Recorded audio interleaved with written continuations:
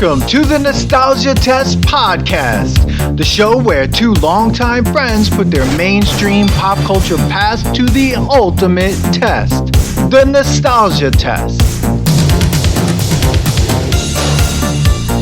All right, welcome everyone to another episode of the Nostalgia Test Podcast. I'm Dan Dissinger here in LA, and I'm here with my longtime friend and co-host, Manny Coelho, there in New York. Manny, how are you today? What's up, man? Wide awake. So excited to today's test. And today is a guest episode. Boom! Oh, yeah, we're here with our guest, Rob McCaffery from the Sanity's Overrated podcast. Rob, how are you doing? Thank you for coming. What's really up, guys? I'm so glad to be here. I've listened to a lot of your episodes, and I'm really excited to be part of all this now, man. I'm excited. It's going to be a good show. We're psyched to have you. This is going to be good. Guys, if this is your first time at the Nostalgia Test podcast, this is where we put our pop culture past to the test. Dan and I decide whether or not something stays nostalgic or it passes the nostalgia test, which means that it is still enjoyable today. Make sure to subscribe for new episodes. Follow us on Facebook and Instagram at the Nostalgia Test, and on Twitter at Nostalgia Test. Come to the website, sign up for the email, suggest a test, and the website address is thenostalgiatest.com, or go old school and email us at thenostalgiatest@gmail.com. The reason why we're even doing this episode is because Rob, both Rob and I are both addicted to a drug that's sold in Farmingdale, and it's called Flex Coffee. Flex Coffee. Drink Flex. And we both plug it on our podcasts. Yeah, not a sponsor. Not a sponsor, by the way. A reluctant sponsor, I think. We say it's a sponsor, right? Yeah. Flex Coffee. Get fluxed up. Drink Flex. So anyways, he was having coffee with the owner, Arslan. I don't know, me and him went on a tangent, a Nostalgia Test tangent, as always. And he brought up Airborne. And that's what we're reviewing today, guys. Holy nostalgia.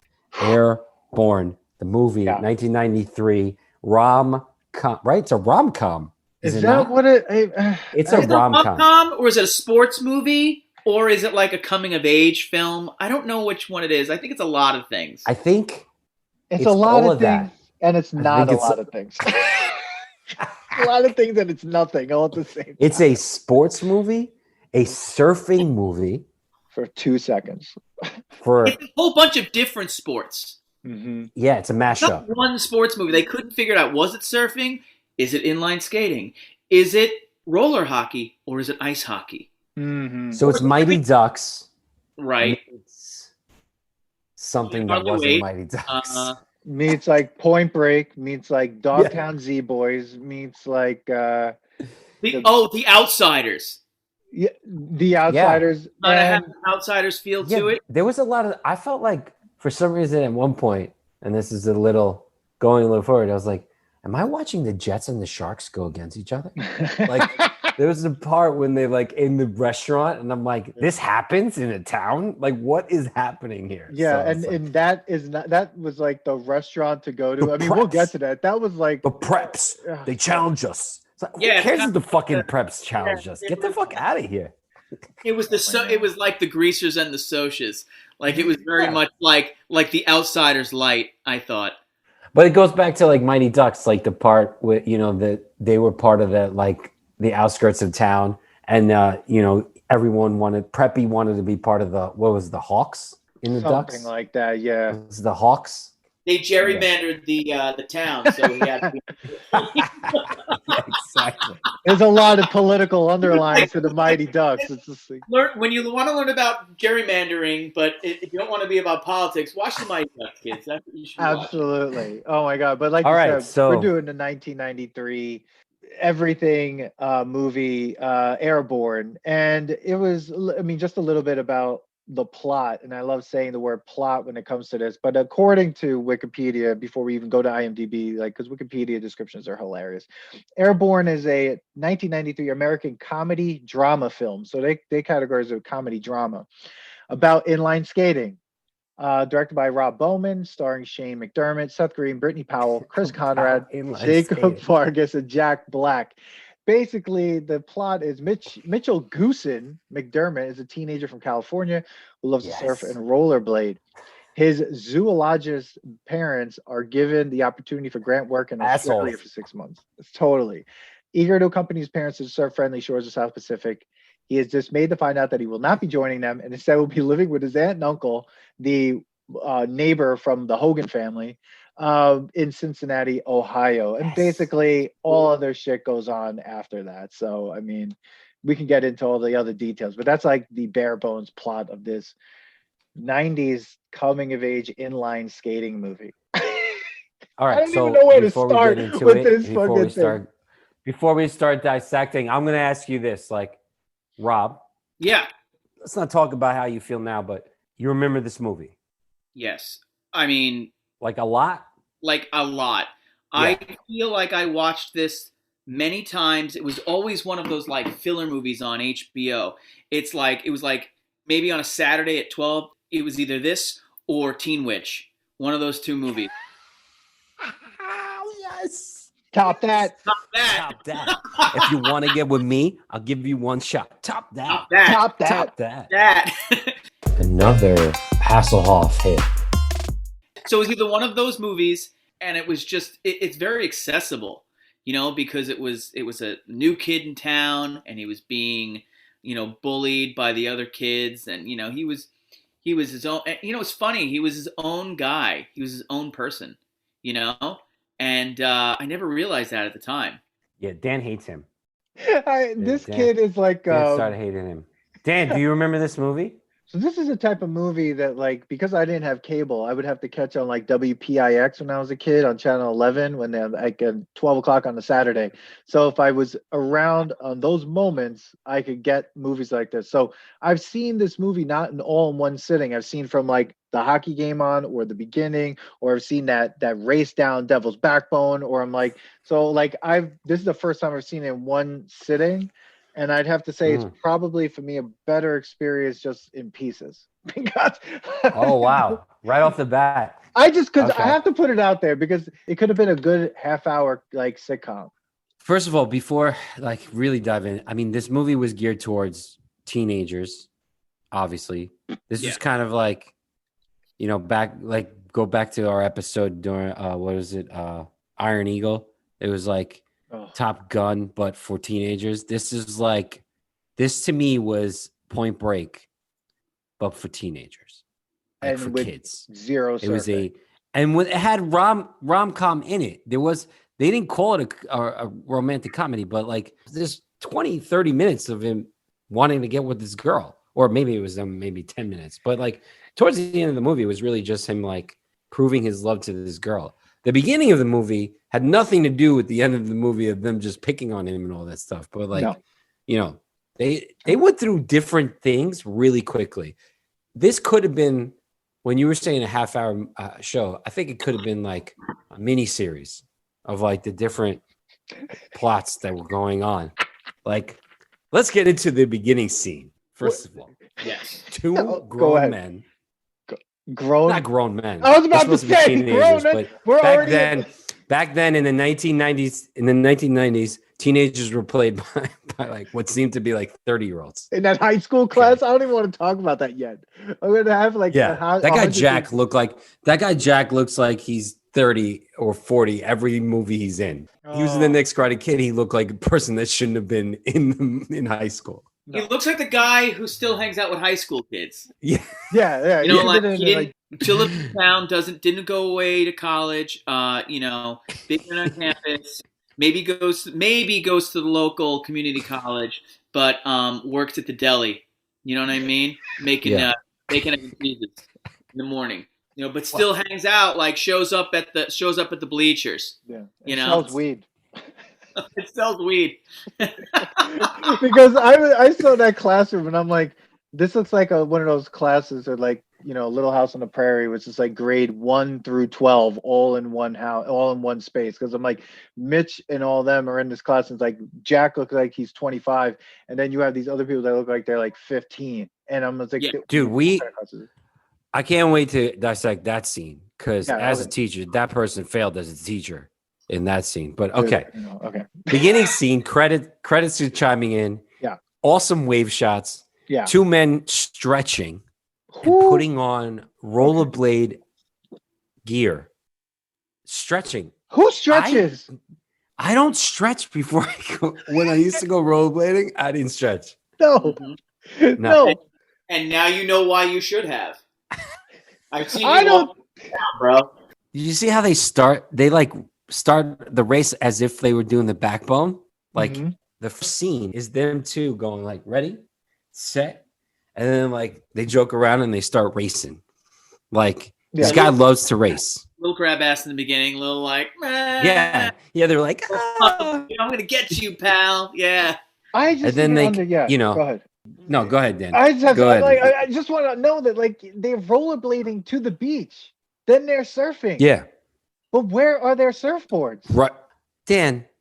No, Dan, I don't care because sometimes you have to suspend your disbelief. Maybe they left it in a bungalow. Maybe they got a buddy's house who they like, yo, brah, can I like leave my can I leave my board like, underneath your underneath your house, the pylon. He's a cool dude, he lives there, lives in the house on the beach. Can I just leave yeah, brah, don't worry about it.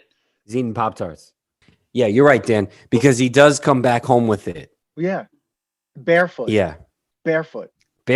He walked. Also, barefoot. the guy loves to rollerblade barefoot. Yes, he's rollerblading in Cincinnati barefoot because you see when he goes to the arboretum, the arboretum. He's walking around barefoot, and I was like, wait a minute, he was just rollerblading in Cincinnati, and there was snow out, and he's walking around barefoot. Does he not have socks? I think with the place you're looking for, the Botanical Gardens. Yeah. Botanical Gardens. He has a very Tom Sawyer vibe going here. Carefree. Huckleberry Finn, Tom Sawyer, no shoes. No shoes. Yeah. While rollerblading. Oh God. I mean, it goes with the whole thing. His feet are probably very, very tempered and chapped. He could probably walk across coals if he thought about Gandhi. Do you know how smelly? Gandhi. He'd probably have a saying for it too. This guy was we were saying before. This guy was what Bodie from Point Break grows up to. This is his teenage life. Yeah, this is him. He had a saying for everything. Yeah, it was either who was it, Rob? It was Buddha, Gandhi. Anyone else can come to mind that he loved to? He want to have lunch with he want to talk about Buddha, talk about Gandhi. Oh, and Popeye. Because he is what he is. Yeah. I am who I am. I am what I am. So, all right, we haven't even gotten past the scene and that's a nostalgia test tangent. So he comes home. His mom and dad are awkwardly not wanting to tell him, like, oh, yeah, we got a grant to go to Australia, but you're not coming. Right. And instead of just like, they're rich enough to get like a house sitter, they send him to Cincinnati. Like, he can't go to Australia, but he has to go to school in Cincinnati. Can't he just go to school in Australia? Well, I don't think they trust him because I think he's a nice kid now, but as you find out later on, like he was a tough kid. He got into a lot of fights, until he found his Zen, Buddha master and Gandhi, before he, saw the movie, which he probably saw the movie. I don't think he read the book, but he saw the movie. But this is true. I forgot he did get into a fight and he beat up that kid, right, for taking his wave. He skagged his head with the fins on the board. Yeah, I don't believe. But then he becomes, Brody anyway. I would venture to believe that, they don't talk about it, but maybe it was cut out of the film that, they can't leave him home alone because he's probably on probation, because of what he did to that kid. Maybe he learned his lesson, but he's still under some sort of probation, and his parents don't trust him yet. I would say that would be what I would say to it. That's my take on it. That's what we're gonna go with. I'm gonna go with he was on house arrest for a little while. I had to wear one of those ankle bracelets for a little bit, and then You know, he's a good dude. You know what I mean? Like he learned from the best. He was like the Beatles in the '60s. You know, hanging out with Ravi Shankar. What I'm trying to say is he learned his lesson, but his parents, they don't quite trust him yet. He could always go back to that kid. They got to send him to Cincinnati, where he meets his lovely cousin and Mrs. Poole. First of all, the airport scene. Right. I thought the same thing. I knew we were going to talk about this. As soon as I saw it, I was like, what's going on here? He doesn't own a map. He doesn't own a map. He doesn't know Ohio is landlocked. Like, why are you bringing your surfboard? Out of all the things, he brings his surfboard. What an idiot. How do you not bring more than... Yeah, he brings his surfboard. I don't like the way they're treating this surfboard. Why is this surfboard not wrapped?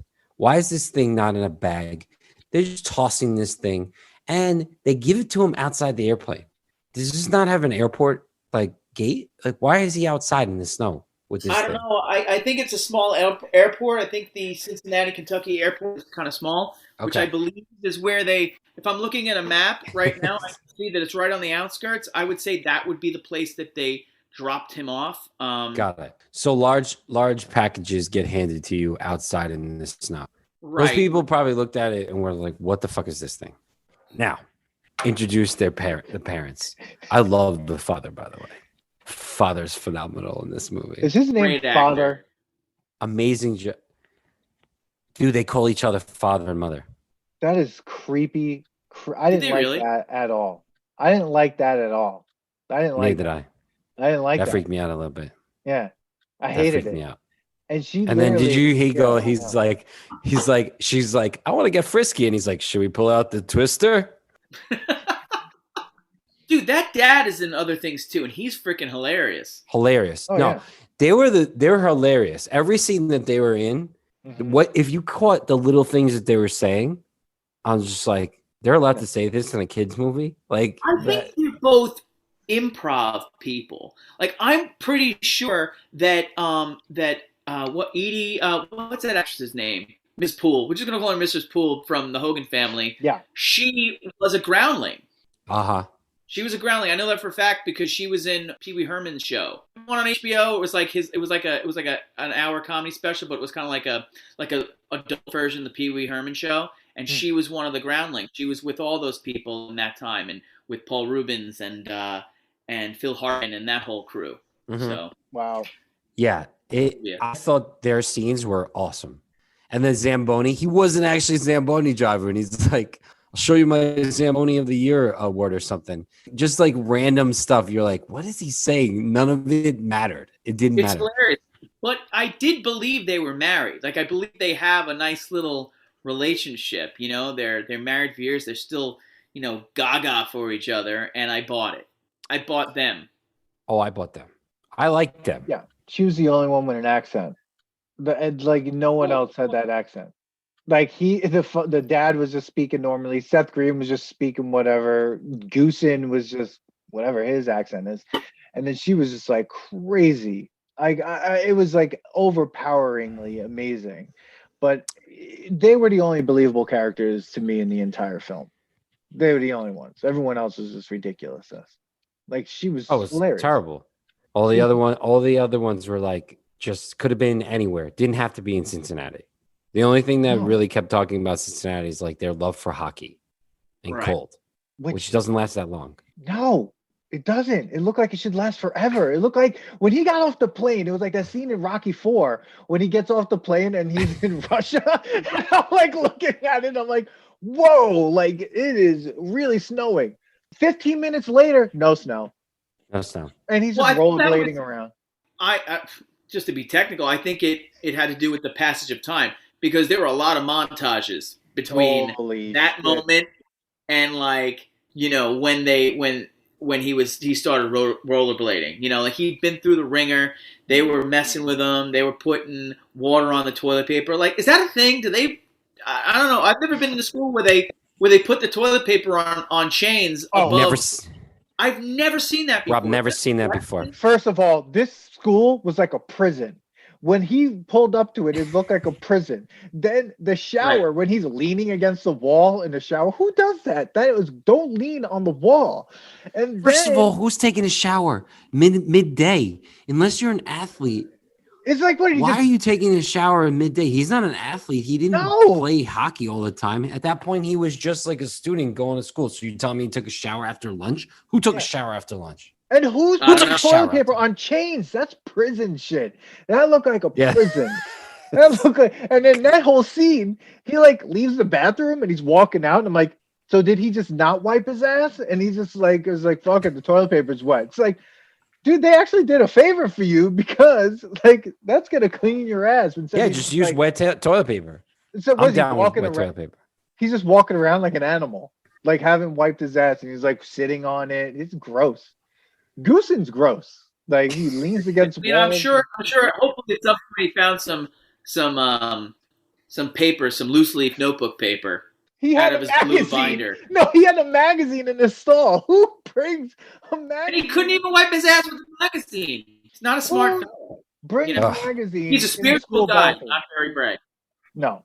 You're using a school bathroom. First of all, in and out of that bathroom. You're not chilling with a magazine in the stall. First of all, I need to remind everybody, if you're listening and you have yet to subscribe, please subscribe to the podcast, like, share, follow us on Instagram and on Facebook, Twitter, comment, let us know what you would like us to test, and let us know if you agree with all the other tests. We jumped ahead of that part. That happened right after he messed up in the hockey game, right? The whole montage of like them pulling the pranks. We didn't even talk about the class. Right before that. We should go. I mean, I agree. We should go back to the. Can we go through like the characters in this movie? Absolutely. Just like the fucking murderer's row of actors in this flick. So you could bring that up in the classroom, right? Because basically they introduce every single person minus Nikki. Because Nikki's younger, right? She's, I guess. I don't know. Is she supposed to be younger? I don't know. I would say freshman. I would say they're juniors. Jack is a senior, but he got left back into this class, and she might be a sophomore. Or you think Jack got left back? Because he said that this is my last year and I'm not losing to the preps. They might be fraternal twins. Whoa. Did I just blow your mind? Because if they're seniors and he was a sophomore, it's a little rough. Maybe they were all seniors. He's just one of those kids who just, like he has to shave every day, the brother. Jack. But Jack ruled the town. All right, so we go into this class, which is the intro class. Is it homeroom? Speech. I don't know. I would say speech class. Teacher's terrible. Teacher lets the kids run the room. Yeah. They're making fun of Mitch in one of them, and he says nothing. He lets them figure out their own problems in school. Sure. He's woke. Got it. He's woke in 1983. Hey, in man. Cincinnati. It's a big deal. Yep. So this is when we get to see all the characters. Meanwhile, there's all these weird like cuts and like daydreaming things that are going on. This is right. Which reminds me of like 80s movies. Well, that was from the hot girlfriend. Yes.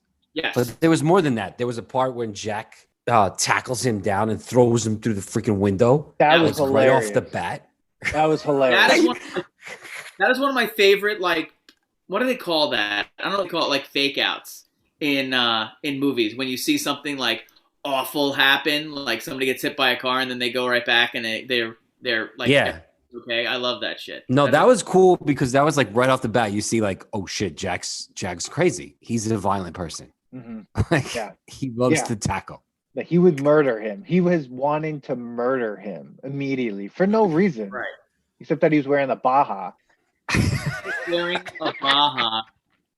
He was wearing a hoodie, then a hoodie over a hoodie, and then a vest over the hoodie, and then this kid he was gonna pass out.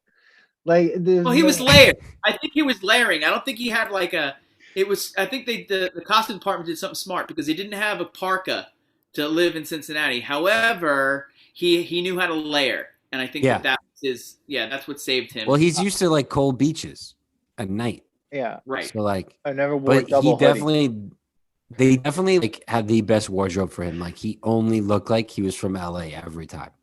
Like he had a Baja in one I know. scene when he's thinking of Nikki, he had a Baja. I was totally Yes. jealous. Yeah. I used to have one of those. I used to have one of those. Yeah, I don't think he wore flannel at all. Everybody else wore flannel and barn jackets. Yeah, You know? he didn't. Everyone else looked like they're about to go to work on the docks. They're Like, gonna go but there is no docks. They go to the mill. There are no docks. They'd probably, they'll go to the mill or like work After on speech brakes. class, I got to go to the steel mill. That's like where Tommy Boy went and sold like a whole shit ton of brakes. For sure. next door. You know? Tommy Boy. They're in that room. Tommy just sold $1 million of brakes. He runs in. Jack Black freaks out. Oh man! Fucking Jack Black in this movie. Okay, Rob, sorry. And that's a nostalgia test tangent. We haven't even gotten up to it. All right. Murderous Row of 1993's. I wouldn't even say these are all I would popular say they're people. hopefuls. I think that Who they're the fuck are acting any of these hopefuls. people? I think Rob was right. Like, this for- didn't make or break any of these characters, but they all probably had decent careers. It definitely. Some of broke them, the there are star. some people, I know for a fact a lot of these people were students or at, I don't know if they were students at CCM, Cincinnati Conservatory of Music. There were some musical theater people in this movie. So was this an independent film? No, well, I think they might have like hired like, local kids or local, I don't know, college conservatory kids, because CCM is a big musical theater school. And I know for a fact that Jack's girlfriend in that first scene, who you never see again, doesn't even congratulate him at the end at all. They maybe broke up. I don't know. Is an actress named, her name's Jessica Bovers, and she's a Broadway actress, and she's also my friend's acting teacher. Like, Really? Yeah. So she that was I was like, why? Hey, the last time you see her is at the hockey game. That she vanishes. And then she's gone. Yeah, Jack her and killed her them. redheaded friend. Jack killed them both, and Well, that's they- another movie. Well, he died in the steel mill during one of their like long 18-hour shifts. But like the first of all, the budget of this film was, just to talk about that, because we talk about, is it an independent film, which I don't think it was, but 2.6 million, and domestic it made 2.9. So not that great. Even and then yeah, just a little bit more. It's enough to be like Airborne 2. But I want to know where the 2.6 went, because there were like zero extras in most of the town. That it was really that pier scene, which we'll get to. No one on the pier. It was just really weird where 2.6 went. Maybe to like all the rollerblades and a lot of the hockey scenes, basically. It was all the stunt people or something. I think it would have gone to Stuart Copeland's salary. The guy who wrote the music was the drummer. Yeah, was the drummer for the Police. So I'm sure he came with a hefty paycheck. Yeah, he had that police clout. Yeah, but he definitely put like 50, like not even 50% of any effort into the music of this fucking movie. Like I was just like, what the end? I mean, when we get to the end, it was like a 20-minute race almost. It was just like muted. There was like one sound happening the entire time, and it was just like, oh my god. They always had to add that little like soundtrack of like what rollerblades sounds like when they jump in the air, like that. My rollerblades did not sound like that. Was that guitar? Like electric guitar? Like yeah, and there was a lot of weird sound effects, like when Jack attacked. Man. That was funny. Yeah, when Jack attacked Goosen in the hallucination, which everyone's hallucinating in this film. That's my thing. Everyone's having hallucinations in this school. There was like a sound when he ran across the thing. It was like, and I was just like, what is that sound effect? He had a sound. Blaine had a sound when he attacked someone. There was just a lot of weird sound effects for people's movements. Blaine. Yeah. So, okay. Back to we haven't really gone anywhere besides. And that's a nostalgia test tangent. Okay. That was stupid. This guy was from Swan's Crossing. Did you guys watch Swan's Crossing? All the time. I remember when I didn't watch it, but I remember that guy because he was in all the Teen Beat magazines, and a lot of the girls liked him. So, Yes. Yeah, I think this was like after that, right? So like Swans was in 92. This, I think they wanted to be his like breakout teeny bopper movie. Yeah. yes, Went nowhere. None. went nowhere. Went Nowhere. nowhere. No, and he didn't either. Like I that wouldn't was it. say his acting was too bad. What? It's his only credit. Dude, What? I think it's his only movie. it's his only movie I credit. think so. And you're saying that Right. you thought his acting wasn't that bad? Yo, Like, he was a he character that was supposed to just quote like He went to great the sayings Jason. that like other people said. No, let's be honest. He went to the Jason Gedrick School of Acting, where like he sleepwalked his way through most of this fucking movie, and it was just like an Iron Eagle. It was like, yeah, this kid monologued over and over again. I was like, holy crap, Goosen has another monologue. What is I thought happening? his Wow. were. I don't think that he did the Jason Gedrick School of Acting that you guys talked about that I listened to. Now that you say that, I'm like I was very to that episode of Iron Eagle because, but I think that he had some very intricate lines. I was kind of impressed by his monologuing, and even his monologuing when he was like not just doing it, no, just telling a story, like when he was just kind of like, okay, here's the wave, and we're getting on the board, And when he jumps on the bed on the board, he's like, sweet cylindrical blue water, and it was very descriptive. It was very poetic. He's a poet. Oh, That's what she says. You're a poet. And I was like, I just know what I like. yeah. He is kind Oh God. he's a beat poet, No. We hate him so Wow. much. I like Mitch in this. I like him. You like Yeah. him. He's a horrible So what do you feel person. about Wiley? He saved the movie, dude. You think Seth Green saved the movie? Dude, Yes. everyone around Goosen saved this Wiley. film that actually did something. Wiley, Jack Black, Yes. Snake, like all these people. Without them, it would just be this guy monologuing to himself. And at one point, that girl, Nikki, I thought she was a figment of his imagination because during the hockey game, she just appears out of nowhere. And then he's talking to her. No one else acknowledges her existence. And then she's like, he like is in school, and then she's there. No one else acknowledges she's there. So I'm like, is this girl there? Like, or is he just talking to himself? Does he see dead people? Exactly. I didn't know if Yeah, he you're really right about existed. that. Someone Jack made a Black was choice. weird in this film.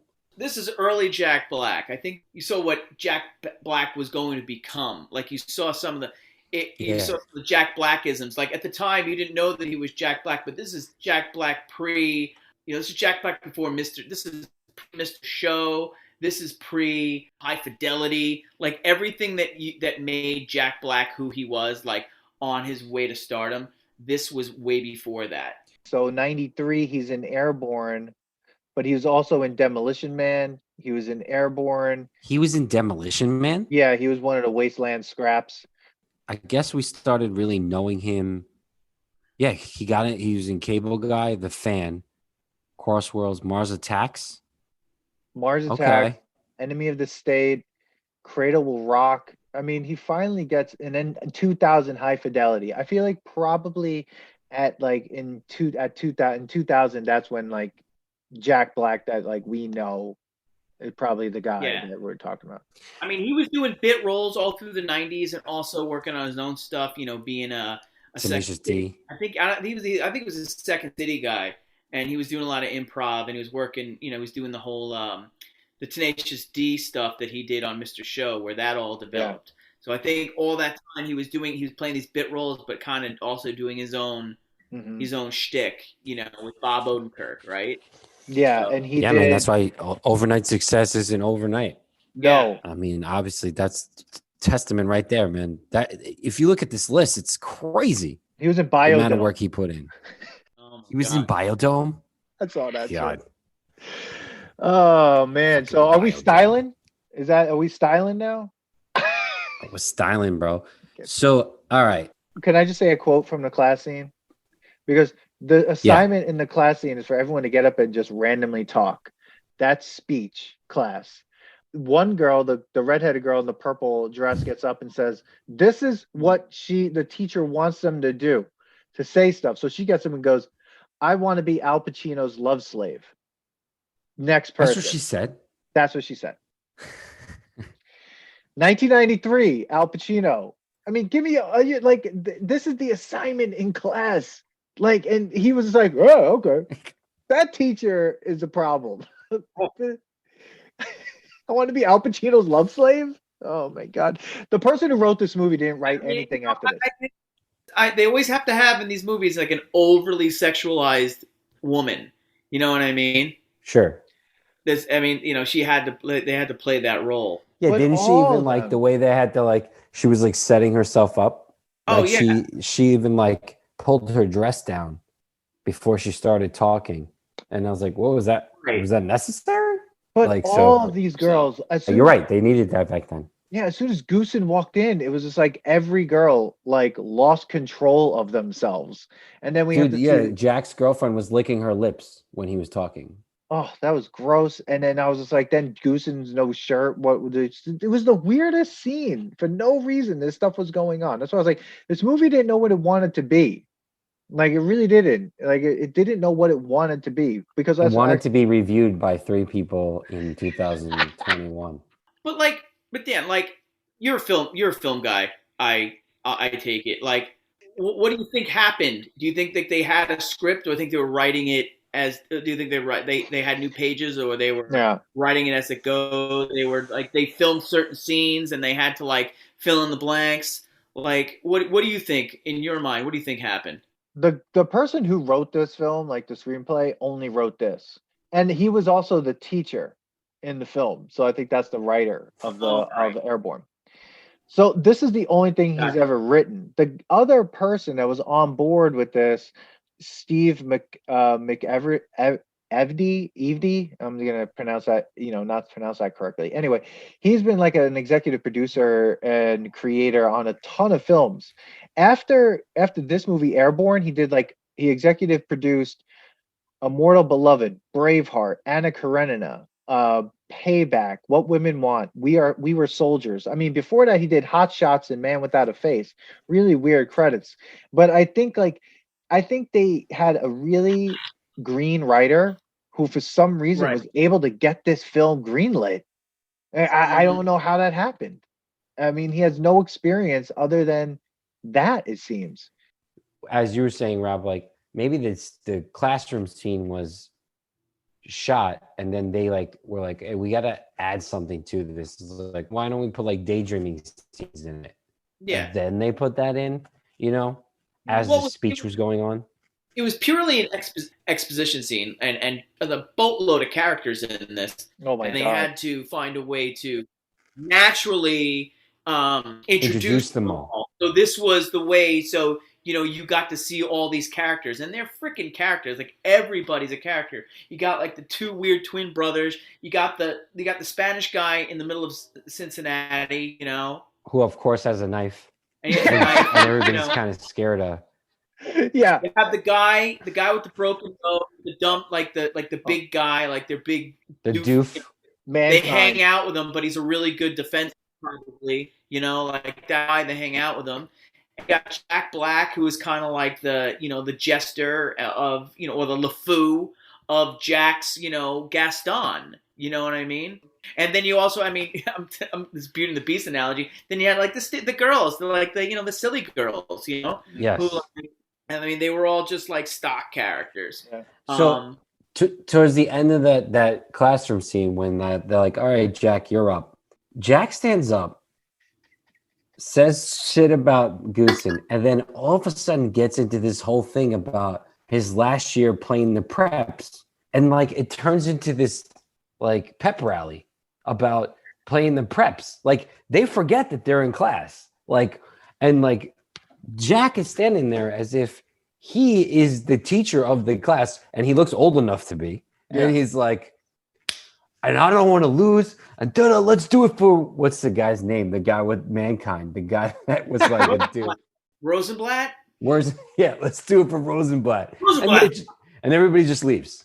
You're like, what happened? Okay, we're leaving. The scene's over. Not Sure. only are we leaving, they're like, all right, Wiley, you're gonna play hockey. So Yeah. is this a school sanctioned like team? Like No, this is not school station team. That's just Not at all. all of this was like pickup games. Like none of this is. so now it's about I don't pickup think a lot of hockey. schools. I don't think a lot of schools have like a school hockey team. So yeah, so what was funny is like all this is happening, and Jack doesn't want to graduate high school without beating the preps. But I'm like, but you're not getting like the county champs. Like No. you're just like you could graduate high school and still play them like in a pickup game because You're obviously winning. you guys are all just like You're just winning a game, and then it's like, okay, like now what? And then they go, all right, Wiley, you're gonna play. What? It oh was yeah, weird. that was the best thing. They were like in the hallway, and of course Jack's girlfriend is hitting on Goosen, and Goosen's just like sitting there, and freaking Jack gets all pissed off. Jack Black, his sidekick, is all mad at him, and then they have to bring in the story. The two twin brothers are like, Oh, what's God. the name got hurt, or they got in trouble, right? Is that what happened? Something What happened? Why they happened. missed the game? I forget. Somebody's missing the game because something's happening. But I love the twin brothers because they finish these other sentences like they're Yes. from G.I. Joe. They're freaking Tomax and Zaymont over there in hockey gear. Yeah, that was their skit, their little That was thing, their shtick, yeah. their shtick. So Snake's like, out of nowhere, I'll play, and they're like, cool. Cool. They didn't ask Snake if he knew how to play. They were just like, yeah. Like, I mean, I wouldn't mess with Snake. If Snake's going to, Snake talks to nobody. Dude, Snake was my favorite character. So Wiley, of course, lies to say, he plays hockey. Yeah. And now they're at a hockey game, just Yeah. like that. And he looks We're at a like he's hockey on there with he's in his underwear with a bunch of pads on. Yeah, nobody has matching jerseys. They don't. They don't. I mean, they were all because I just showed them. They were the poor kids. They're the working class, lower class kids. Okay, so they had no money. They're playing this game. Mitch is cheating on Wiley. The figment of his imagination is watching her brother. Nikki's obviously watching her brother play. Which we don't know. Right. It's her brother at all. Everybody seemed to be really into this team, these people. Not even Where the team. are They they like this playing? group of guys. that they were Where cheering for. is this game happening? Where is this rink? I Damn, think it's we don't something yeah, I think it's an outdoor rink. I think it's next to a I don't know, maybe a beer factory or something like that. I don't know, the old mill. It's right next to the old mill. It's where actually where their parents all worked, but they lost their jobs when they sent them all those jobs overseas. You know, my God. That's right. maybe it's the old Chevy factory in Cincinnati where they used to make car seats for Chevelles. And they can't, nobody has jobs anymore. And then, Wiley's dad had to get a job as a Zamboni driver. But for years, he was the quality control guy at the Chevy plant, Yeah, You these are the got parents. really deep on that one, Rob. Yeah, these are the parents that were in that movie. We want to get deep. We got to get deep on this, man. We got to go deep on. But there was no refs. No holds barred. This is the best. Is they're playing whatever. Jack and the prep guy Blaine is Blaine. they have his sidekick. He has this. Was it Walt? What was the guy that was always laughing? I heard that idea laugh, he was put him in the body bag guy. Yeah, who was that guy? I don't know. What was he his had name? a few lines and then it was over. He kind of had the same job as Jack Black had, but not as good. So, guys, if you like Nostalgia Test podcast, please don't forget to like and subscribe. Yeah, subscribe and like. Follow us on subscribe. all social media outlets that you can find us and where you can get podcasts: Podbean, Spotify, Apple. The director of this film, I was right when I said this would have been a good half-hour show. All he did before this was just direct television. And then he directed Airborne. So Right. And the then way on he other shot TV, it. right? And then after this, he directed television again. So the way it was shot was like a television show. It was just all right, hard cut to this, hard cut to that. Now we're playing hockey. now we're doing this. But in the middle of all that, he had to fill it with other shit to make it like reach like theatrical length. He's like, another monologue, Goosen? And it was just like another monologue or long montages about nothing. Like, Montage. dude, the montage of Seth Green getting dressed, I was just like, I was like, I've had it with montage. Oh, I thought that was great. What? Yes. I thought that was funny. I thought it was funny because you never really saw like guys getting dressed montage. I thought that was the whole joke of it. But Goosen I was don't know. laughing. It was like they looped the same shot of him laughing. Then there's like shot to Goosen and he's laughing. Seth Green comes out, shot to Goosen. He's like, it's like he never stopped. He didn't have any feedback. He didn't say, his only reaction was laugh. Like there wasn't like, No, he did have feedback. He said, "Be Popeye." oh, okay. He is who he is. Yeah. All right, so we get to a point where all of a sudden Blaine and Jack are fighting, and they're like, okay, first to 3 wins, and I'm like, so it's not even a game going on. This is the game that Jack wants to win before he graduates high school. They were playing for 20 minutes, and then all of a sudden they're like, all right, first to 3 wins. You're like, okay, that's it. And then Wiley gets hurt, Goosen's on the field or ice, and he scores on Jack Black, who loses his mind. Loses his mind when he's jumping around. He chewed the scenery, and every scene he was in, he was like, I don't care what I'm doing. I'm going to be famous. I'm going to do whatever. This movie is a joke. I'm just going to do my thing. Yeah. I feel like that's what he did, and that's why he's the only, like, he's the breakout star of this movie, because he was just like, I know that there's something. This isn't like my big break movie. There's something coming down the road. I'm gonna do what the fuck I want in this movie. Yeah, because remember when what's his name pulls the pants? He's like, funny. That was funny. He loses his mind also. I'm like, this guy just loses his mind. Like he's just being Jack Black, obviously. Yeah, before Jack Black was Jack Black. Yeah. My favorite, like I kept thinking of like how much he was losing his mind and the way he was acting. I'm like, this character goes on to be the teacher at School of Rock. Like he becomes that character afterwards. Like he is the School of Rock character after. That's who he is, because he's like, his reactions were so similar to that. I was like, that's who this is. But like, you're right. That hockey game had nothing. The crowd didn't know it was the first to 3. Like they whispered it, like, all right, first to 3. Well, no one knows. No one cares about your game. Yeah. But yet it was so important that after Mitch scores on them, they torture him in what we already went over, the craziest montage that goes on way too long. Way too long. I want to know how the bully montage that goes. How did they get the sand in his locker? Where'd they get the sand from? Sand had to come. It came from the old mill. It came from. Everything's from the old mill. It came from the old mill. Like, I know where to get some sand. My dad used to work at the old mill, and they had tons of sand there. It's probably sand that they used to sand the roads there. One of their dads works for the DOT in Cincinnati, and that's where they got it. Got it. All these parents who used to work at that factory that Michael Keaton was working at in that movie where they're trying to build the car. Oh, God. Good reference. That's this town. It's the town. It's a gung-ho town. If Michael Keaton walked on screen and was like, tell your parents to get back to the factory. Be like, or he comes out when they're playing ice hockey. He's like, will you go home? We need this space for cars. Oh, my God. So then finally, what is he? Tired, right? And the woman thinks he's on drugs. His aunt thinks he's on drugs. Well, he hasn't wiped his ass all day. He still has shit in his ass from the toilet paper from the prison bathroom that he was sitting in during, like, it's like, oh, damn it. Then his wife, I don't know. This movie's stupid. That's got me more. It's not. I think it's a great movie for some reason. You have no. So that's when he gets the skates and things go wild. Mm-hmm. Yes. Now he can show what he's got. But now we fast forward to spring, correct?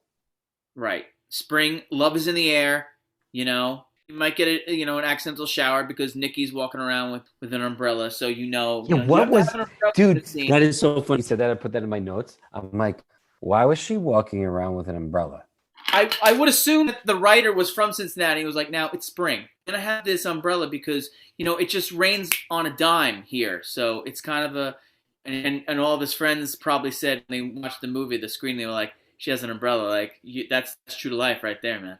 Can we just talk about his rollerblades? Yeah. Yes, please. Okay. I've been dying to get to these Why not? rollerblades. Okay. Everybody who had, and this is not just him. So I used to work at Sports Authority when I first started working in high school. And I worked in I was a footwear associate who sold rollerblades. I was this marketing scheme of getting people to go on dates to rollerblade. Okay. The only people who wore plastic rollerblades like that were people on dates. Okay. And that kept brakes on their rollerblades. Nobody kept brakes on their rollerblades. Okay. I was not a person that wore those kind of rollerblades. You know what rollerblades I wore? Hockey skates. Those are the skates that I wore. And nobody kept the brakes on. Everybody in this movie has plastic rollerblades, plastic inline rollerblades, no rail guards, no rail in the middle, no thing in the middle. Yeah, take a picture of that, Dan. Nothing in the middle to jump on rails. They all just have regular rollerblades that you go on dates with, and you go in LA and you go in Venice Beach with the rollerblade guards on. That's what everybody had. And I'm like, and you're rollerblading through Devil's Backbone with these things on? Dude. No brakes. They needed the brakes on Devil's Backbone, man.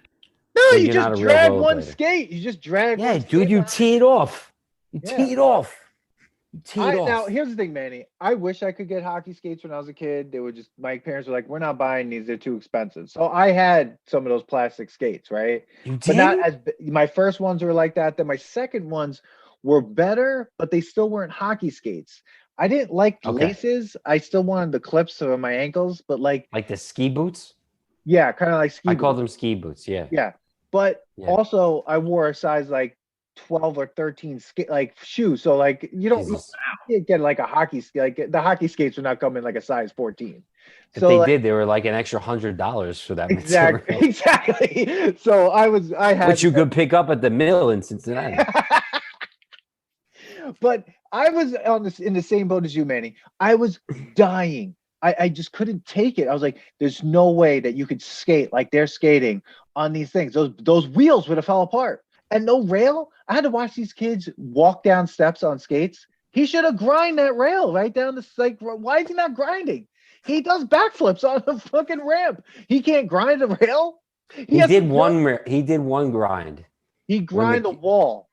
Okay, so wait, all right. So we went off on that tangent. And that's a nostalgia test tangent. Did you notice like the Forrest Gump like attraction of people that all of a sudden started following him? Like all of a sudden Cincinnati's filled with skateboarders, bikers, inline skaters, and like, he jumps over them and it was like, oh, we're going after this guy. Like they all just are following this random dude. They don't know who this guy is. No. But yet they're following him. He just has that personality. He has very electric personality. Like people just want to be around Mitchell Goosen. But I felt like it was like, was he that much better than everybody? Because like none of them were really doing crazy tricks until we hit the half pipe. See, I feel like this is a romantic comedy for dudes that love dudes. Yeah, it's like Point Break, man. Like It's Nicky the was bromance. Nicky was just a side thing. He was in love with Wiley. He wanted to have a bromance with Wiley, and then like his anyone else who. What are you talking was, about? hanging out with him. Jack. I think him and Jack have like this. The That's sexual true. tension between him and Jack was pretty rough, man. It was Yeah, pretty. because it does get solved at the end. But like, so this is the other sports movie. We went from ice hockey to inline skating, half pipe. We watched the whole half pipe session. Dude. Where Dan still doesn't think anybody gets airborne. No one which I gets disagree, airborne. Dan. There is a scene where there's an airborne. What? There is. Jumps all over the car inexplicably. Yes. Inexplicably jumps over a car. Dan, Dude, the soundtrack. Just that sound effect. No. That's it. They had to put that in there. They're like, they probably whispered to the directors, like, hey, the name of this movie's Airborne. We have to do some sort of airborne trick somewhere. But this movie showed me how dumb inline skating really looked. I mean, you can't make it look cool.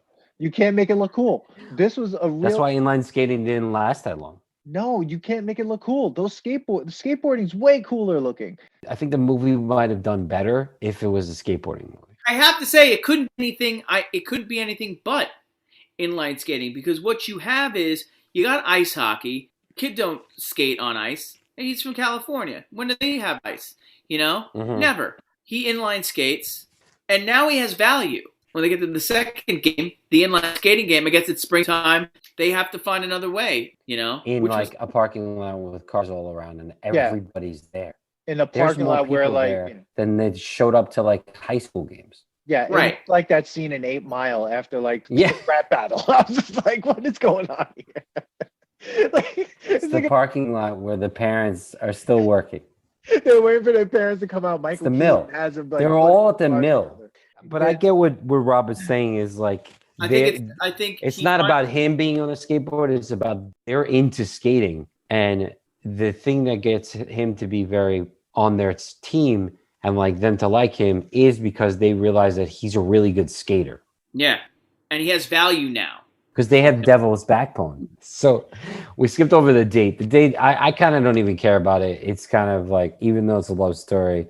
Whatever, the date happens. Blaine shows up and the double date after the Wiley "I'm Too Sexy" montage. Yes, and they had to put that song in there. They had to. And shout out episode 1, live episode. Yes, shameless plug. Shameless plugs. Don't forget to check out the Sanity is Overrated podcast, starring Rob and Jen and Laurel. Check us out. Check us on Instagram at the Sanity Podcast. So we're at the double date. Cue in her friend, whose actress's name is Alana Ubach. Best actress in the movie. Best actress. Everything she is in, she's amazing. She was in everything. She's in everything. Yeah. She's in Coco. She's in Coco. She's in everything. She's in Legally Blonde 3. She was on Beekman's World. She was the assistant. She was Josie. On Beekman's World. Yeah, dude, she's great. She's a great actress. She played. I thought she was great in this movie. Yeah. Thank God for her, Seth Green, Jack Black. I mean, these actors carried this film across the finish line. There you go. Yeah. Mrs. Poole. So the weird part about this scene is when Blaine walks into the only milkshake bar, what seems like a milkshake bar. The burger joint. Did you see somebody putting PB&J on a? Am I the only one who saw PB&J on a burger? Dan, you saw that, right? Okay. Is that a thing? I'm looking at it right now. I'm looking at PB&J burgers, and they're a thing. But I don't know where they come from. It might be a Midwestern deli, and we don't just know about it. We're just figuring this out. When Blaine walks in, it's he could do whatever he wanted to, right? He apparently dated Nikki at one point because they kind of have a thing, womanizing her like crazy. Just decides to just pick up the other girl, start dancing. Yeah. Because he's now the bully in the scene. And then Jack shows up with the crew that he just walks around with apparently all the time. None of these people have dates. Jack killed his girlfriend, so she's out of the picture. He's done. Wait a second. Seth Green gets tossed like a rag doll. He's like, hey, guy, don't do that. And Blaine's like, what? Seth Green is he should have died. I mean, because he hit that wall. I'm telling you, all these people believe that they're playing hockey at all times. Jack comes in, Blaine leaves because they call each other out on the game, right? Yep. How's that end? Yeah, but wait a second. But Goosen is there with Nikki. Nikki's being manhandled by Blaine, and Goosen tries to zen his way out of it. Of course he does. At some point, you have to stick up for something. That's why Wiley was like, "Why don't you do something?" Yeah, he had every right getting pissed off at him. He's like, "Bro, do something, do anything." But this goes back to Rob said, and dude, don't forget, this kid had he did something violent to this kid and slashed his back up with the surfboard, and he doesn't want to go back to jail probably. But he always has some wise ass fucking look on his face. He doesn't look tortured enough in those moments where he's like, oh, I'm gonna be violent. He's more like, hey man, wait a minute, and then he has this smirk that you just want to smack. He's not like Dalton. If I want to took someone who did something violent, like Roadhouse, if we're looking at Swayze's character, he ripped the guy's throat out. He doesn't want to do anything violent, so he looks tortured. Goosen is just like, and then like, yeah, and he's just like, come on, man, style it. Shut up, bro. Do anything. Like, you know what I Yeah. mean? Like, that's what annoyed me. It was like the Karate Kid. At a certain point, you're just like, maybe Daniel needs to get punched in the face. So he tried to, he doesn't even zen his way out on this one. Like Jack saves the day. Yeah. Wearing his vest jacket. The cut off flannel. Yeah, Love it. showing his arms. Because he had some guns, that actor. When you're 25. Comes in, apparently has the only car in town. His sister doesn't have a car. We know that because she takes the bus.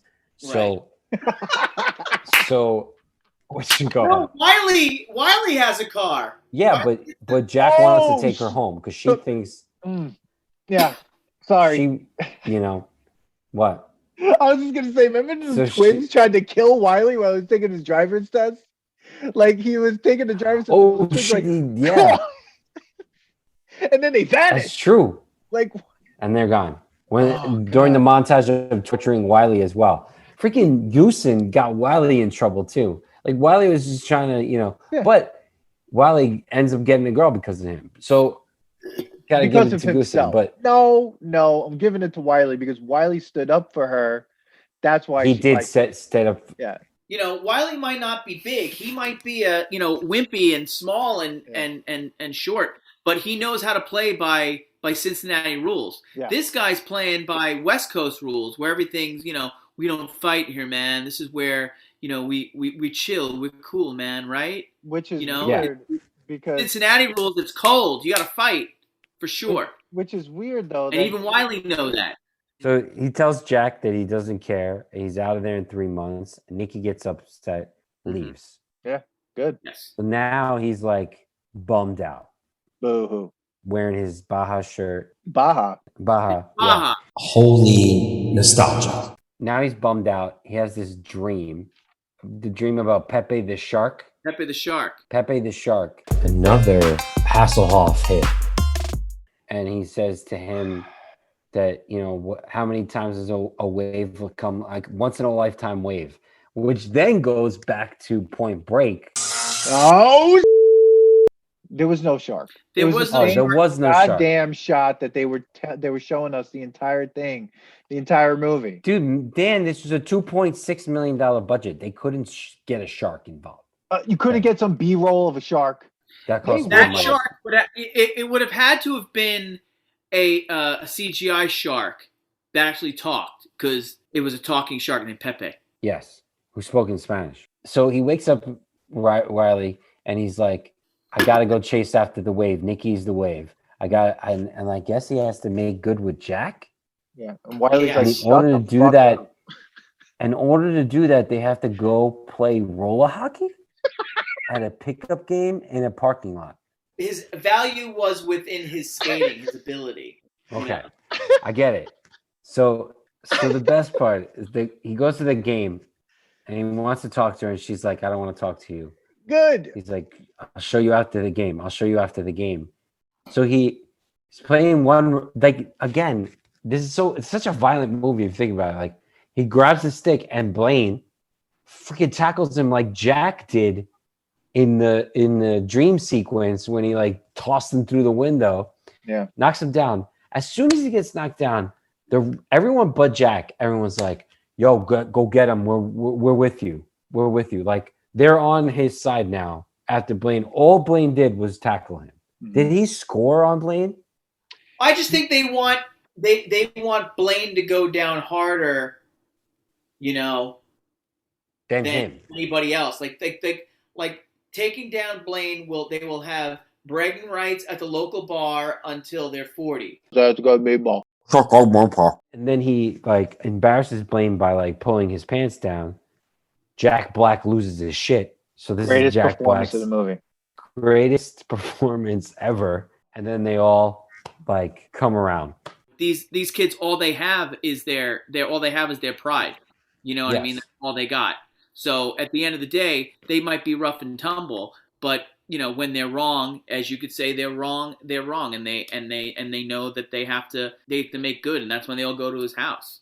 Even Snake comes. Even Snake. And believe me, they needed him. Mm-hmm. If it Yeah, wasn't no for shit. Snake, this team would have lost. Yeah. Yeah, that Shit, they 20-minute would've race. All right, so now we're at what is to me this is the point of the movie.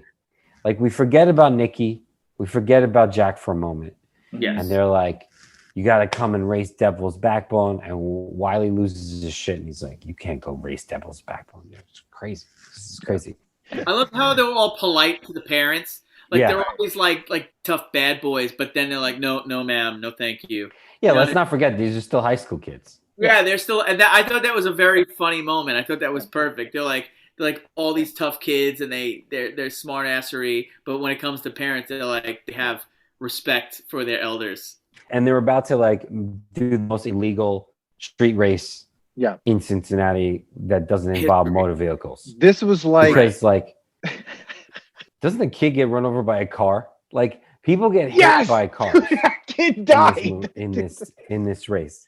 That like the guy who goes got like right underneath that car. Yeah, that kid. Like they don't show you the next day, He's and dead. there's like in the news, like kid is paralyzed because of a race called Devil's Backbone. Yeah. Not only is that kid race paralyzed, down the Devil's Backbone.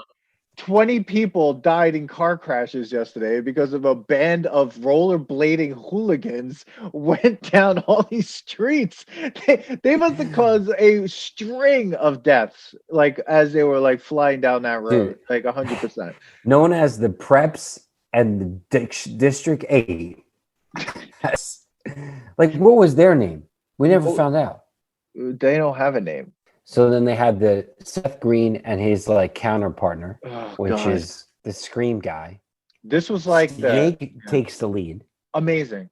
Snake's a lone wolf. Yeah. You know what I mean? Yeah, man. Snake gives 0 fucks. Oh yeah. He just wants to win. He wants Dude, that guy was on. Wasn't he in the lead the whole time? The whole time. First it's Blaine and Jack, and then like something happens. I guess Blaine grabs Jack and stuff, and Snake the whole time. The whole time. The whole time. Just like this. Yeah. Just like this. Just like was like aerodynamic the whole time. He didn't move at all. Yeah, he didn't move. Goggles on. No he brakes. didn't move. He was just down there. He was aerodynamic. He had no brakes. Like None. They were like, "We're taking off your brakes. You're just gonna go." Yeah.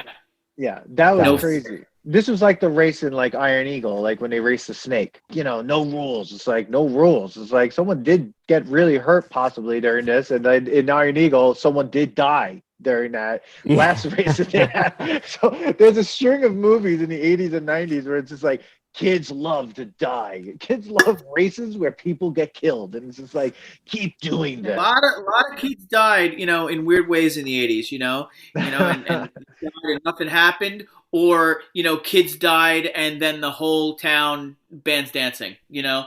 I mean, this is what happened in the 80s. So this race happened for a long time. I thought it was like Devil's Backbone, like it's a hill race, right? Then it's not a hill race anymore. They're all over the place. They're in a sports complex. They're going down this thing. They're going like it's like that was ridiculous. This is where he went airborne. The twins like grab on, and they slingshot him over a car. But how? Where? He jumps? Like he jumps, Dan. So one airborne movement. One airborne Dude, this is right around the time the game Skitchin came out too. There were 2 airborne movements. Then he jumped off the other thing. The other thing was in the parking lot. Yeah. So wasn't that cheating? No, there's no rules. No rules. Did he say the rules are, Jack? There are no rules. I feel like this race was too long. Really? And the soundtrack was terrible during it. It was just like a sound. It could have been cut shorter. And I wish that like Goosen was. I didn't want to watch Goosen just try to play catch up the entire time. Like he was like by himself a lot of the times, or he was like trying to skate faster to get towards us. Like when they showed Snake, I was like, fuck yeah. Like now we're actually in the race part. Like if I'm watching like Goosen, I'm just watching him just like trying to catch up to the lead. And it was just like he all this bullshit about him being a good skater and then like all this stuff. And he's just playing catch up the whole time. And Snake comes through, wins, And they're like, all right, one more guy, two more guys, and then we won. It's like, you did all the work. He almost got killed. He's fighting off two people, and like Snake is doing all the work. Goosen's skating by himself basically at one point. He does have some dudes like chasing him, but then it's just him like, oh, and then it's like, where'd they go? Dude, Yeah, how are you that far behind? They didn't tell him. They didn't tell him where the race ended. Yeah, like yeah. Yeah, And if it he didn't know. no, He didn't know. He's not from there. They all knew. You know, he was going down here. He's in Bengal Stadium. You know what I mean? Like going up. You know, like he's in Bengal Stadium trying to figure out what's going on. He's going up and down the thing, and he finally ends up. He's like, I went the wrong way. Yeah. Well, now I have to improvise. Well, that's where he had to get airborne. Right. That's where he had to get airborne. So if you really think about it, the only reason why they won, is that Blaine was so mad at him for pulling his pants down that he took the chance to check him over the thing. Yeah. Because he would have won. There was no way they were going to win. No. Goosen was already tired. Jack was a little bit further back. He fell down. Blaine had it. What we find out is Jackson ain't worth shit, you know? Yeah. Jack's not a hockey player. He's a shitty boyfriend. I bet you his girlfriend wasn't even there, broke up with him. He lost everything. See, I want to see Jack's story. What happened to Jack? Well, after that scene, he was graduating. Yeah. He had to go stand in a picket line. He's Casey. He might have finished that race and gone right to work. So they shake hands. They do the dramatic like 2-shot. This movie always loved to have the like walk away shot of two people. It happened like three or four times. And they do the dramatic shot of them skating very slowly, and they both like kneel at the same time and cross finish line. Oh my god! Which was great. It was a fantastic finish to it. Yeah. And then Wiley and the other comedic guy come in. They're racing for no reason because whatever. He finally gets his girl. Mitch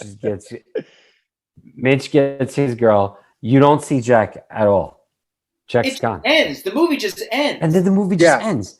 Again, this is like, what? Like, that was it. The epilogue. There should have been an epilogue. Can we write an epilogue to this right now? Does he stay in Cincinnati? His parents go, hey, we're back. That's a great question, dude. I was thinking that too. Does she move to LA? Does she try to go to college in LA? Is she dreaming of leaving Cincinnati? But I don't know. I would like to think that Mitchell, like the parents called up, hey, we're back from Australia, and he's like, I think I'm going to stay. I think I gotta, do a couple of things here. I think there's something I think I'm in love with this girl. The wave. Who knows? Maybe did any of them pass school? Because they're all just concentrating on these like hockey games. No, they all failed. I mean, I don't think a lot of those guys are going anywhere. Maybe Rosenblatt, possibly the twins. They might have some sort of thing going on. They seem like the kind of guys who are kind of entrepreneurs. I would say the twins. Sure, they could have started Facebook. We're not really sure. Well, something they're like the two kids from the Sandlot. Exactly. Yeah, you're right. But those guys look like I wanted an epilogue, and there was none, and that was a problem. I'm gonna say that was a big problem. Like the movie just ends. They kiss and it ends, and there's nothing. And that's where it becomes like a rom-com. Right. Because he gets the girl and is done. And you're like, well, yeah, but it's not considered a rom-com. It's just considered a sports drama. I just wonder if they ran out of money. Ideas? No, I think they were like, listen, we can't film the end of this. Or maybe like they just it didn't work. I bet you there's a lot of deleted scenes from this somewhere. I wish they had like a movie with commentary. Like a what commentary? What is there any commentary in this film? It's just like, Seth Green had all these clothes and we just let him put them on, and we spent all the money on the Right Said Fred song. So. I bet you $10. I bet you money. I bet you both money that I think this would be a great if Seth Green did commentary for this, people would listen to it and watch it. If he did it as a Robot Chicken episode, then I'm watching. Jack Black. Him and Jack Black. I think him and Jack Black doing DVD commentary for this would be amazing because they'd be amazing stories. Like, oh, we did this day, this and that. You know what I mean? Like, I think the story. I would hope that the story of making the movie is better than the actual movie. I bet you there's some great ass stories. What? I'm sure. I don't think so. I will disagree 100% because, like, look at where they filmed this movie. What stories? Like, it's like after that, yeah, we all just went Dude, home. man, yo, I bet Cincinnati was I bet you huge. they had hotel parties. I wouldn't be surprised if they had hotel parties. Maybe some hooking up, maybe a little something going on. I would Dan. say that was going on. I mean, I'm in No, the business. I know what happens. This was a depressing shoot. Dan, It was no, cloudy it wasn't. all the time. Dan, What? dude, have you read the reviews on IMDb? Like it's like 10 out of 10. Like the Citizen Kane of teenage rollerblade movies. Probably the best movie about rollerblading in Cincinnati ever. Probably the only movie about rollerblading ever. Dude, they said in Cincinnati they loved everybody that like all the scenes in Cincinnati. It was so great. Today's kids today's kids need more movies like this. Wasn't expecting legitimacy. The perfect cable movie, an eye-opening, lighthearted, action-packed ride. Yeah, 8 wheels included. What is wrong with everybody? Bro, I'm trying to tell you, all of these people. People, this movie was terrible, and people like this. Boring. People like this. No, my God, this movie rocks. Hey, this is such an awesome movie. Hey, everyone. I'm from Cincinnati. This you. is the only movie ever filmed here. Thank God. After this town closed down. Like, get the fuck. Oh, my God. It goes on and on. Well, then, Manny, how do you feel about it? Like, Cocktail has, like, this is what I want to know. Yeah, I think it's 20%. Rotten Tomato, 20%? I think so. Okay, well, then that's a problem. Listen. Okay. It is a problem in comparison to the fact that they're calling this a drama. But I have to say this. No. There's times that we do these reviews and I can't suspend my disbelief and I get all upset about it. Right? Like Iron Eagle, and I'm sorry, Rob, I know you're a big fan of Iron Eagle. I couldn't. My Iron Eagle. I know what? I'm not saying no. That movie you probably disagreed with our review, right? And I know that movie was geared towards teenagers, and I know this movie is geared towards teenagers, and it's kind of a Mighty Ducks genre, looking like you got to kind of just like deal with cheesiness. And if I had fun watching this movie, and I don't know what it is, Dan. I don't know why. I don't know what it is. I remembered always liking this movie. And I had fun. It was stupid, yes. It was cheesy, yes. So was a lot of other movies that we like or dislike and pass the test. I don't necessarily pass the test. Nope. I don't think. I think sports movies are what they are. They're like not a sports movie. See, everyone, you're calling this a sports movie. This is not a sports movie. It's action sports movie. This is a movie about a kid who got his rollerblades in the mail and then decided then there was a race that didn't happen. A race that was crap. And then the race happens, and at the end, he didn't even win the race. That was the dumbest part about this script. The guy who wrote this movie. See, I agree with you about that. Is that he doesn't win the race. But it wasn't his race to win. But if he wanted, it wasn't his race to win. But the whole thing is him trying to prove himself. That should have been the most important thing for him to do, not pulling some dude's pants down. Like, that's what's so weird to me. Like, I'm watching this idiot the whole time, like, do these things, and I'm like, all right, Devil's Backbone, he's gonna win this race. No, he played catch-up the whole time. Then, like, Jack, give me your hand. We got a race to win. Yay! And then that's the end, and then it ends. He was instrumental in the winning of the race. But the fact of the matter is that, like, it wasn't his race to win. His job was to help those guys keep their pride. Remember what they were saying? We're sick of being, less than, losers, being put down. He was there to help them get their pride back and keep their, cred, whatever that is. Right? That's gonna be more. Another Hasselhoff hit. It's such a loose plot, but like at the end of the day, yeah, exactly. It's like his job is to help them. I'm trying to make something out of this, but at the end of the day, There's nothing there. Yeah. There isn't. There. Listen, It was just like, oh fuck. But I can't. I mean, I don't know. But it wasn't his job to like win the day. Kick Johnny in the face. It wasn't his job. I was baffled. Seth Green, he in the scene before his double date, there was way too much soap on the wall. He was like brushing his teeth with way too much toothpaste. He looks like he lives in a cave. Everything looked like a prison in this film. It was sad. There was never sunlight after being in California. Well, that's depressing. Yeah. Well, I'm gonna say we're coming to an end here, and we're gonna do our test here. So I really enjoyed this movie. It was fun. I didn't. I think yes, Dan. It's cheesy. It's crap, but it was fun. I don't think it passes the nostalgia test. I think it stays nostalgic. I'm not gonna go out and watch it a month from now, but I had a good time watching it. It is a fun 90s movie. I always like sports movies, but if you told me okay, one Mighty Ducks or Airborne has to go, Mighty Ducks is staying. Mighty Ducks 2 or Airborne has to go, Mighty Ducks 2 is staying. Mighty Ducks 3 or Airborne, I'm probably choosing Airborne. Well, you're probably nuts because at least Mighty Ducks 3 has a plot. I think you need to watch your mouth. Watch Mighty Ducks 3. Dude, I watched it. Terrible. I don't want to see anyone on skates ever again. Dan, let's hear you. I hate this movie. What is? Oh, I hated this film. It was. You hated bad, not even nostalgic. No, I'm not. I don't ever want to see this again. I don't want to hear anyone say that this. I don't want to hear it. The thing about this is this: I look at Killer Clowns in Outer Space, and I'm like, that movie was garbage. That was a trash movie. Yeah. But it knew what it was, and it was funny. It was like this is garbage. We're making a garbage movie, but we know it's garbage.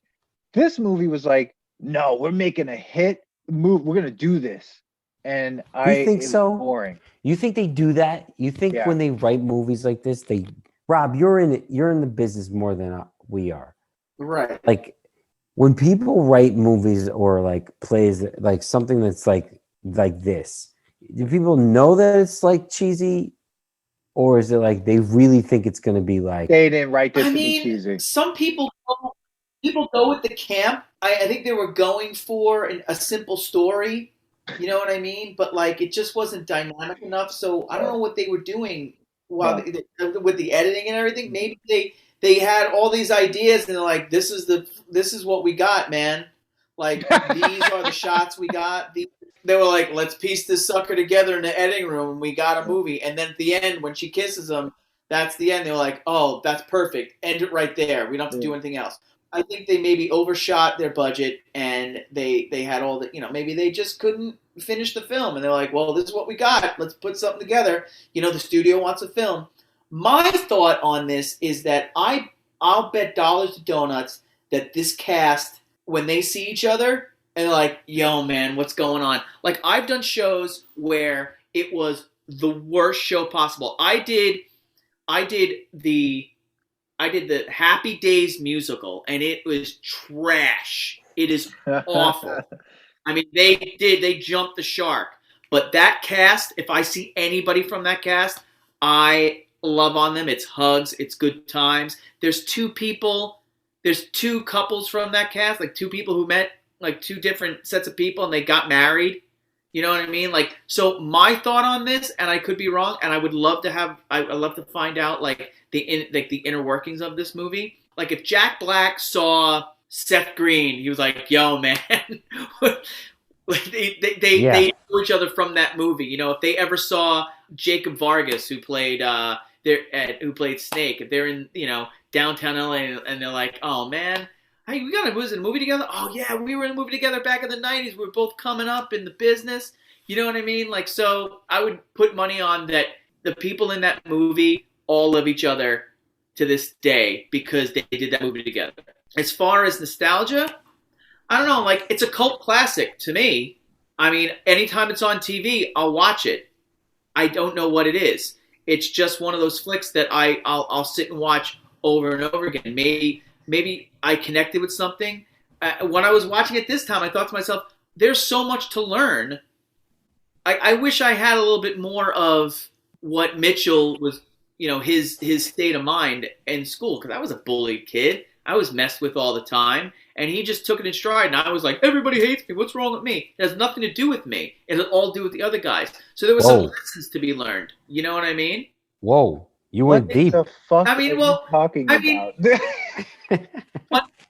I'm not being serious, though. Mitch it's got was an something. asshole. He was an asshole. That kid was an asshole. I didn't think he was an asshole. I thought that he just, I mean, there was something about him. Like, when you were a kid, like, I don't know, maybe I just wanted to, like, have that kind of swag, Who knows? I'm not watching it now thinking it's like, fucking the best movie ever. It's not an Oscar-winning movie, but as a kid, you don't know that. Well, I mean, at least I didn't know that. I thought this was something about it. It hit me when I was a kid, and you want to be the hero at the end of the day. You want to be the good guy. You want to be the guy who gets the girl. He was the hero. He was cool. He stayed true to himself. He almost came out of his face. Almost. When he said all those fucked up things, I'm out of here. I don't need to be here. Like, he almost reverted back to it. And he made good in the end. You just got this movie is back to like a totally different movie than me. I watched this movie and I'm like, this guy finally did some acting in that restaurant scene. He was just a dick. Just like went in there like, I'm better than all these people. I'm not even going to be here for this long. I've won this race, but I'm so glad I'm going back to California. If I wrote an epilogue, that's what Rob is saying ever again. But see, Rob is saying that he almost broke. No, Rob's saying that like that's the time that he was being a dick. He was always a dick. Restaurant, and like before that, he was just zen. It says he refuses to fight anyone, and how he's so zen, and that's what everybody thought it was so sweet. And on the side note, they found some people have said that they've heard that Seth Green pretty much improv his whole performance. I believe that 100% because it didn't belong at all in this film. Like he looked like he belonged in 10 Things I Hate. I'm telling you right now, I bet you they improv a lot of that script. They were like, we got nothing here. Just we hired you. You guys are improv actors. A shitload of improv actors in that movie. And they were like, just do what you want. I guess if that guy, the guy who played Mitch, if he didn't smirk all the fucking time in this movie and every line that he had, I'd be like, all right, I believe this Zen thing. But it was more like, come on, guys. Like, you guys, like he had this smirk that I just wanted to smack off his face. I was just like, I hate this kid. I think you just don't like the guy, Dan. You didn't like this guy's look. No, it's not even that. I just didn't like him. Like, it was just this annoying... It just did. He didn't have to do much to do anything. He just like pulled some kid's pants down and then like came in third at a race, and then he's the hero. Honorable Dan hating on this guy. He got the break. I'm saying so. Rob, do you think it passes the test though, or it just stays nostalgic and it's just enough that if you see it, you'll have it? I think it's one of those things where it's a cool enough movie that if you mention it within, in a group, one of the guys will be like, Mitch Goosen. You know what I mean? Like, someone's going to know about it. And I don't remember his name being Mitch. It's a cult movie. I think it's a cult movie. Definitely. Yeah, there's definitely a cult around. When you mention it, no. And the only people when who you know mention it are this guys movie, around our age. Yeah, you mention this movie and people know it and they kind of like it, they're like, oh yeah, I remember that movie. That movie is great. I did it today. Today. I was mentioning that I was going to talk about this show on a podcast, and I said, yeah, the guy, and they go to he's a skater or he's a surfer, and he goes to Cincinnati, and then once I say Cincinnati, people are like, I know that movie. I was working out, and I was like, I know exactly that movie you're talking about. Yeah, I love that movie. See, the thing is, there's just a moment in the night. Dan, you're outnumbered on this one, Dan. I don't give a shit.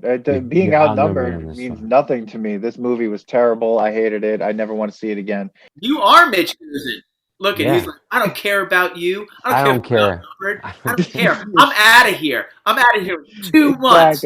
2 months. I'm out of here. In 2 minutes, I'm out of this Zoom room.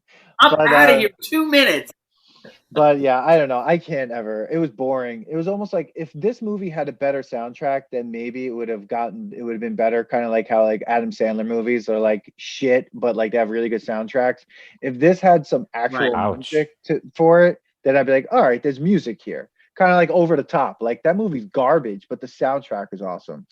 So if there's like good music, Meet me halfway exactly. across the sky. Great movie.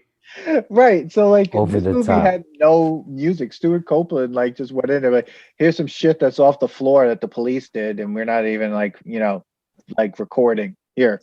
Just stitch that together for a fucking soundtrack. I don't know.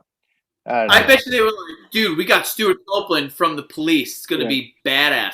How much came money? back and you're like, what did you do? Yeah. How much money do we have left And in he the was budget? like, Oh shit. 0.2 million? Not even. How much money do we have? Like $2,000. Fuck, we're gonna have to film in Cincinnati. We can't do this. I bet this movie was supposed to be in LA. I bet you they whole spent all the time. money on insurance, on like medical insurance. Bet you a whole bunch of kids got messed up on that. Oh fuck yeah! The stunt actors died. Forget Most it. of it. Yeah, this movie should All have right. been, Well, yeah, guys, we're gonna put this to an end. We're gonna start getting repetitive. The nostalgia test way. So I'm closing this out. Rob, appreciate you coming on, oh, lots doing of this fun. test, guys. I had a great time. I can't wait to do it again. Absolutely. Guys, again, check out Rob at. Go ahead, Rob. You can do your plug. The Sanity is Overrated. Sanity is Overrated podcast. You can check us out on, Spotify and Apple Podcasts and iHeartRadio and wherever you get your podcasts. If you want to, follow us on Instagram. That's the best place that I think you could follow us at. What do you guys talk about? Podcast. It's three friends from high school. Two of them are moms, and there's me, the perpetual bachelor. And we kind of talk about juggling it all, things we like, what it's like to be parents, the similarities being a single guy and, having a family. We talk about everything, anything from anxiety to our favorite international snacks, All in the language of love. I heard an episode. Yeah, we did. Yeah, you guys, the guys that listen are called the jugglers, right? The people who do it all. We call our listeners jugglers because God knows we're all juggling and surviving somehow. And yeah, we're on our second season. We're really enjoying it, getting our footing, and thanks for supporting us, guys. I appreciate it, man. I know you listen to us. Yeah, what's the next episode about?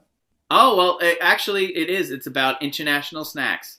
International snacks. We all got international candy snacks. Everybody got, we all picked a country and we got snacks from there. So that drops tomorrow. That'll be Tuesday. So I don't know when you guys drop, but I don't know when this we're dropping. By the time this, we drop on Tuesdays as well. We don't know when this episode is dropping, but so my episode what number is the episode? What number do you know? I believe it's 28. Episode 28. Yep. Okay. Awesome. Of season 2. Of season 2. Great. Guys, Awesome. Thanks for having me. Seriously. Absolutely. It was a blast. Awesome. No yeah. problem. Everyone, we'd Appreciate love to hear your thoughts on Airborne. Come up with another test. But yeah, everyone, thanks. We'd love to hear your Yeah, thoughts. guys, let us know what you thought. Dan is wrong. Dan is wrong. Dan is not wrong, but Airborne is a classic. Classic. please, hit subscribe, go to the nostalgiatest.com, hit subscribe, join the mailing list, and, follow us on Instagram at the Nostalgia Test and Twitter, the Nostalgia Test. And we love to hear your feedback. Love to hear what you think of this one and all the other tests. And look out for our, all our live episodes. You can see them on Instagram. Manny, any last words there, Manny? Listen, be like Popeye. Styling. I am's what I am's. Yeah. Be yourself. Be yourself. Popeye is the best. He is what he is. Oh my God, the girl. You got olive oil at the end, Popeye got something. Yep. All right. So everyone, thanks. We'll see you at the next test. Thanks for listening to today's episode. Please subscribe to the Nostalgia Test podcast to know when new episodes drop. Don't forget to leave us 5 stars and a positive review so more people can find the podcast. Share your thoughts and memories on today's topic on our Twitter at Nostalgia Test and on Instagram at the Nostalgia Test. Tune in next time because you never know what pop culture will pop up on the Nostalgia Test.